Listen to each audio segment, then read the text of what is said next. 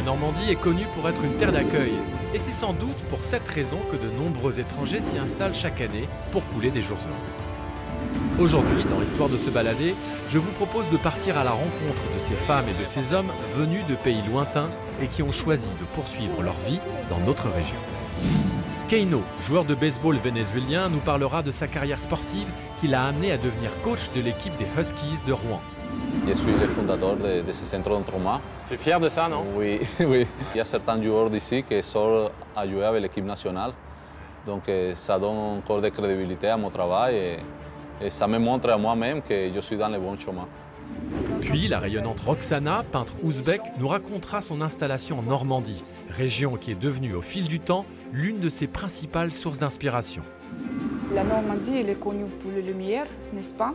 Quand on a la chance d'avoir beau temps, très jolie ombre, coucher de soleil, le matin, voilà. Bon, après, quand il y a un peu de brouillard, parfois ça peut être magique aussi. Hein. Et enfin, Scholastique, auteur d'origine rwandaise, partagera son histoire touchante ainsi que les étapes de son intégration en Normandie, cette région qui lui rappelle tant son pays.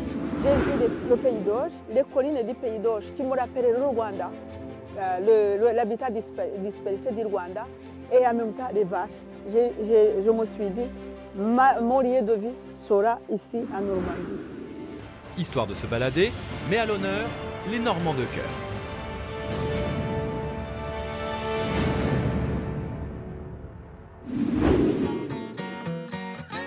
Nous commençons notre série de portraits dans le stade Saint-Exupéry de Rouen avec Keino, le lanceur de l'équipe des Huskies, mais aussi le coach sportif du club de baseball. Je le retrouve sur son terrain de jeu favori où il me confie son histoire. Il m'initie également à ce sport qui l'a conduit à partir loin de son pays. Bonjour Keino. Bonjour. Ça va? Bien, et vous? Très bien, merci. Vous êtes en plein entraînement?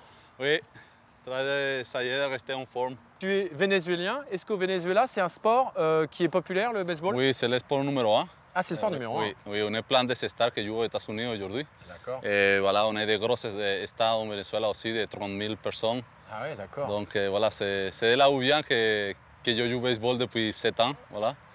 Et à 17 ans, j'ai signé pour jouer pro. Et voilà, ça n'a pas marché pour arriver jusqu'à la première division aux États-Unis. Ouais. Mais j'ai fait ma vie de baseball. Voilà.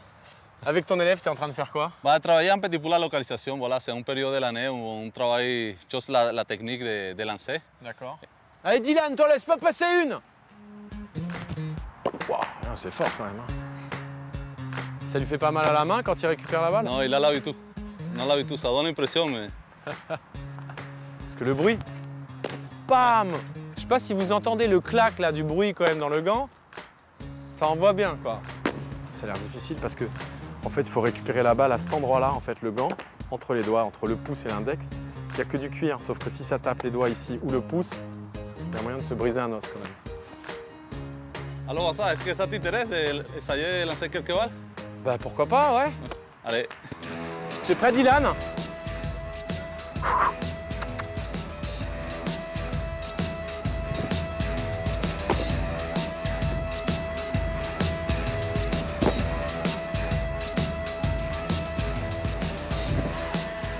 Ah, ça commence à rentrer.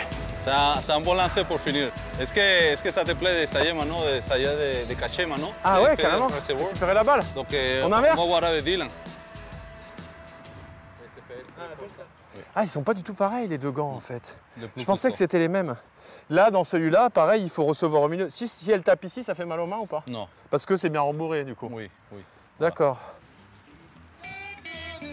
Waouh, c'est précis, hein.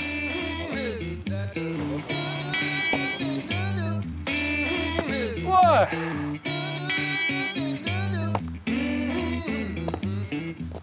En deux coups. Très bien. Bon attrapé pour finir.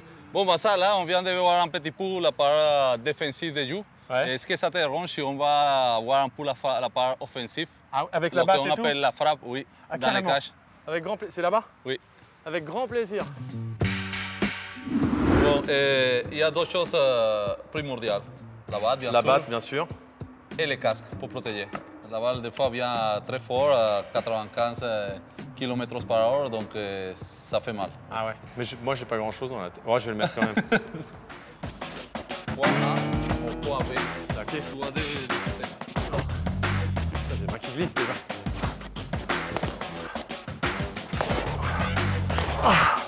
C'est là. Il a été gentil, il m'a envoyé des balles. Très cool. La machine, normalement, ça devrait être un cran au-dessus.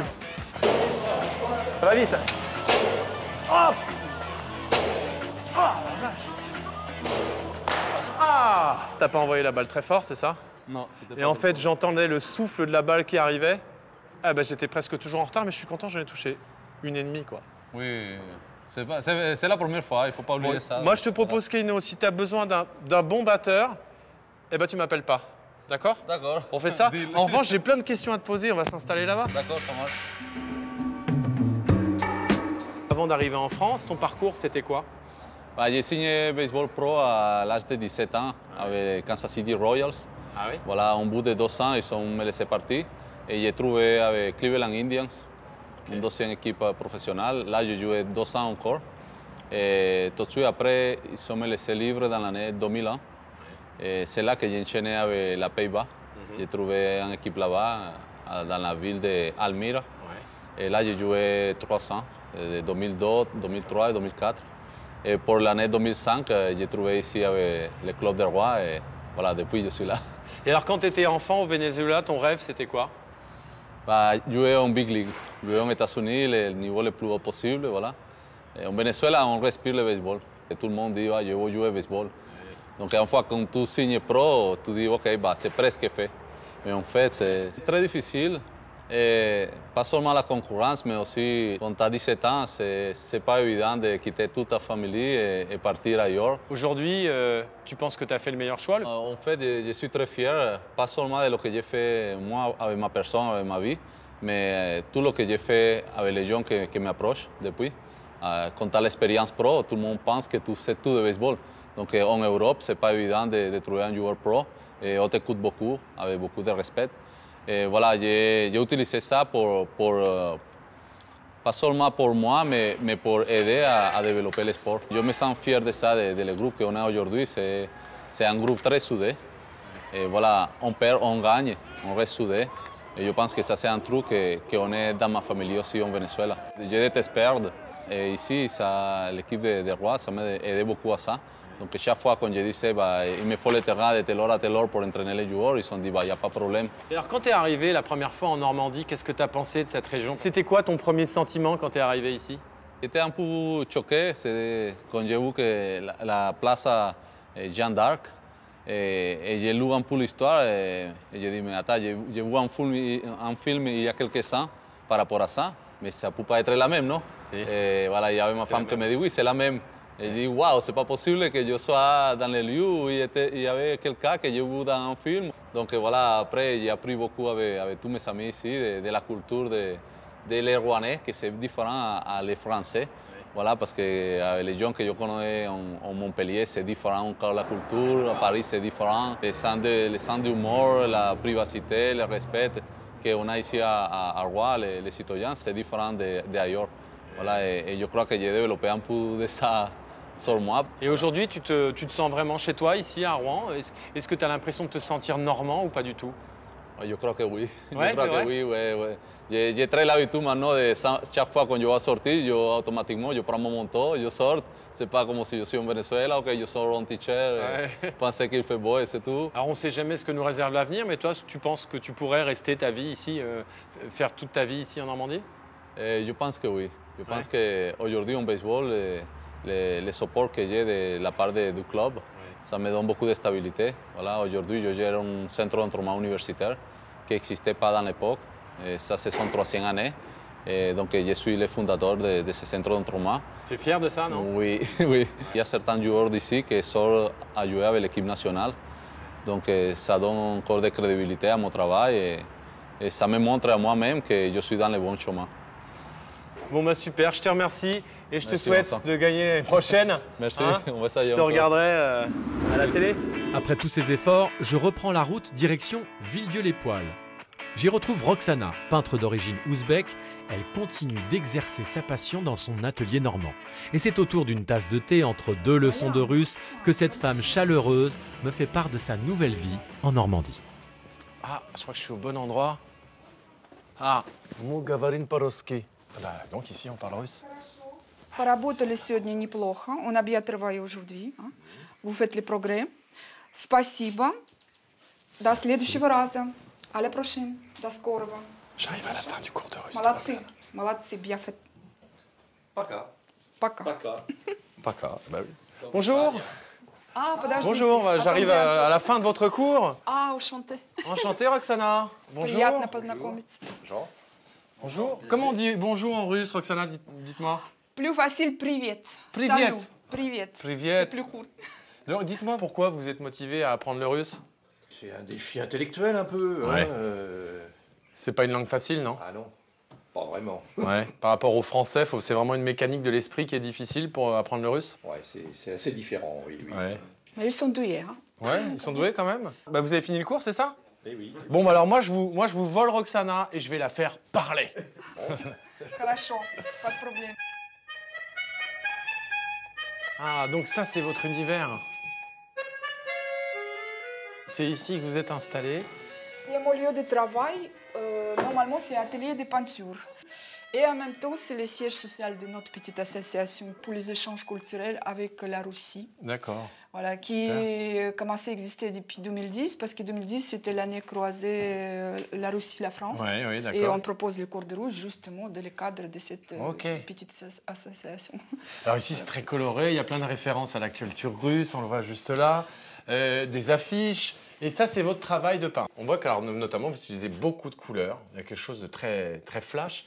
Qu'est-ce qui vous inspire dans la peinture? Là, particulièrement, vous regardez les tableaux qui parlent des légendes, les contes russes, le folklore russe, on peut dire, russe, un peu oriental. Et après, comme vous voyez, il y a quelques paysages de régions ici en Normandie.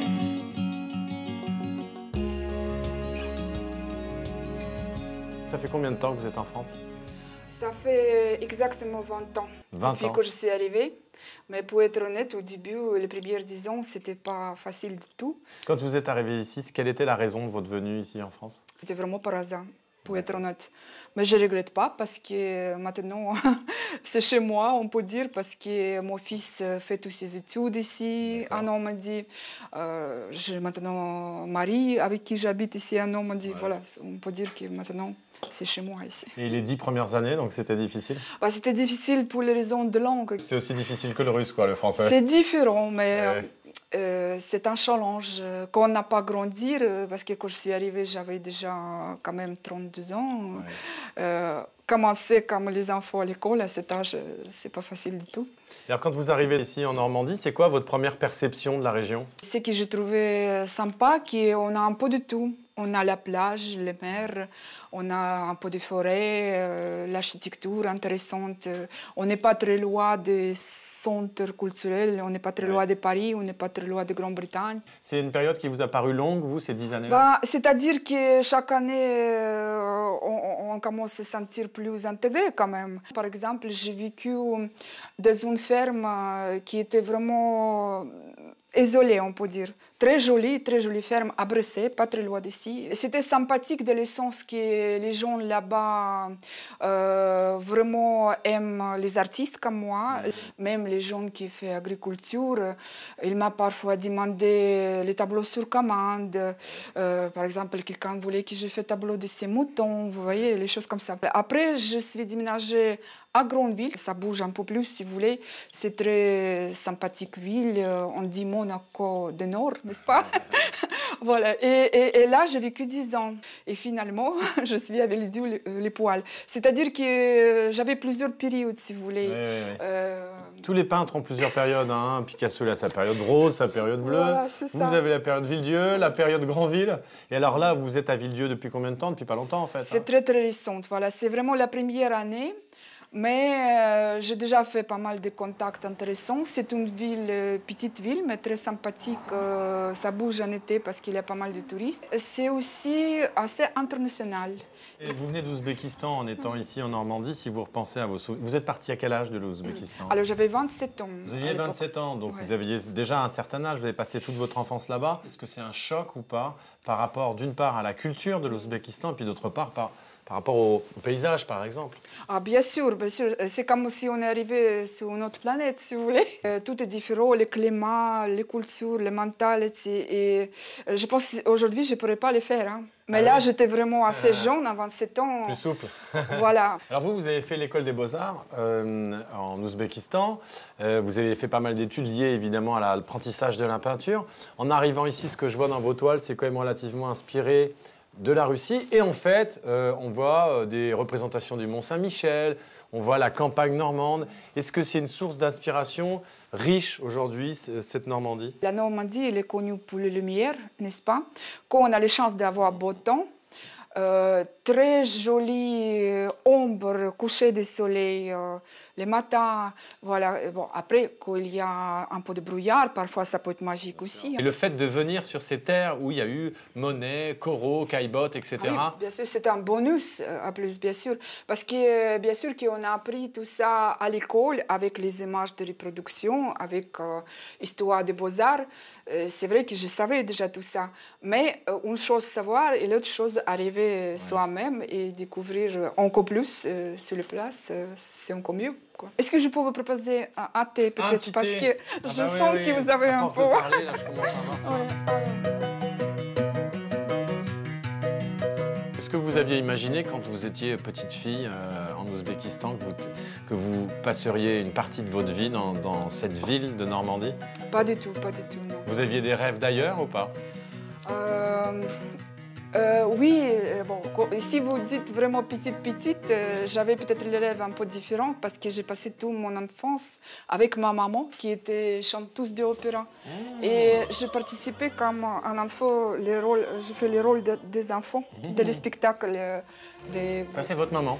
Voilà, de l'opéra Elle est Aïda, peut-être je pense à Aïda. Oui, bien sûr. Aïda, voilà. de Verdi. Voilà. Mais comme je dis, après, c'est côté de mon papa qui dominait et qui m'a mis vraiment à Beaux-Arts. On ne devient pas une artiste par hasard, quoi. Entre Voilà, le papa, les Beaux-Arts et la maman chanteuse. C'est la famille artistique, on peut dire. Ouais. Voilà. Et alors si par exemple nos amis russes, ouzbeks, kazakhs veulent voir l'émission Histoire de se balader, comment je leur traduis? Comment on dit Histoire de se balader en russe? История путешествий. Historia puteshevski. Bientôt sur France 3. Voilà, История путешествий. Historia puteshevski. Je pense. Traduction de Histoire de se balader.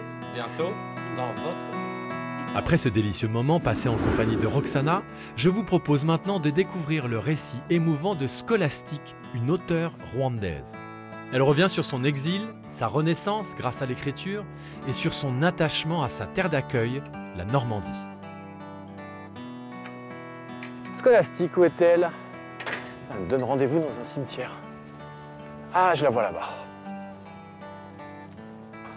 Drôle d'endroit pour une rencontre. Quel endroit? C'est un endroit magique. Pourquoi vous m'avez donné rendez-vous dans ce cimetière? C'est un lieu où, malheureusement, qui fait écho à mon histoire. J'ai choisi celui-ci, et ce cimetière anglais, et celui de Béni-Silimer, qui est le cimetière canadien. C'est dans ces deux cimetières que j'ai écrit mes premiers livres, L'Ignésie ou les cafards, et La femme aux pieds nus. Vous vous installiez où? Je m'assois d'abord sous la grève ou l'épée. Je regarde le cadre. J'arrive avec une tristesse, au fait. Et cette tristesse disparaît avec ce soleil qui illumine le cimetière et avec justement aussi ce symbole de dignité. L'histoire, elle est là. Ceux qui sont tombés, mais la mémoire a préservé leur dignité.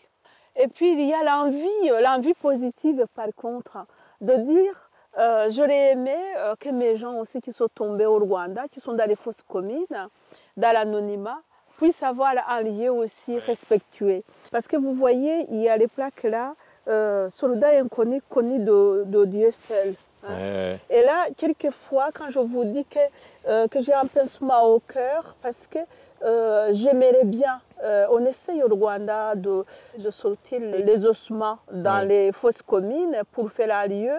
Et là, par exemple, là, ça m'arrive, je le reconnais, de mettre mes morts dans ces lieux où justement c'est un soldat inconnu. Je les compte, il y en a 8. Et ces 8 tombes, je me les suis appropriées. Les membres de votre famille sont morts, ont été assassinés au Rwanda. Est-ce qu'ils ont eu une sépulture ou pas du tout, justement? Non, malheureusement, non. C'est ça, nous sommes dans le génocide, c'est ça le drame du génocide. Vous avez des morts sans corps, sans sépulture. Et c'est ça que j'ai fait dans mon premier ouvrage, d'ailleurs, L'Ignezi ou les cafards. Le dernier paragraphe, le dernier chapitre, c'est vraiment l'énumération des noms, pour les sortir vraiment de l'anonymat. Et pour les donner, je l'ai appelé le tombeau de papier. Et donc, moi, je n'ai que ce tombeau de papier. Et quand je viens ici, c'est un rien d'inspiration. Ça me donne de l'espoir. Je pense que si je ne m'étais pas trouvé d'assez liens de mémoire, entouré de liens de mémoire et respectueux comme ça, je serais devenue folle. Je n'aurais pas échappé à la psychiatrie. Ça, c'est une certitude. Je ne suis pas seule. Malheureusement, les hommes, il y a toujours eu, malheureusement, des agissements qui n'auraient pas dû être. Et les gens sont restés debout. Et surtout, comme j'ai une profession d'assistante sociale, je rencontre les gens à l'intérieur des terres qui ont vécu quand même, notamment le débarquement, ça a été quand même brutal. La ville de Doka a été entièrement détruite. Et ce sont des gens justement qui vivent avec l'histoire.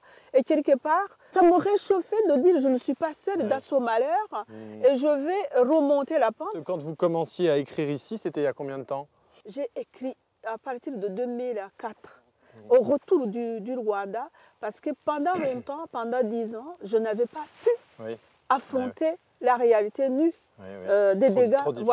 Trop difficile parce qu'il faut d'abord sentir qu'on va... Ce n'est pas ce que nos morts nous demandent d'y aller, de péter les plombs. Il faut sentir si on va y aller et revenir intact et rester debout. Est-ce qu'il veut dire qu'il y avait aussi une culpabilité de ne pas avoir été là, d'être parti tôt du Rwanda ou pas? La culpabilité du survivant, c'est obligé, c'est incontournable. La culpabilité et l'injustice.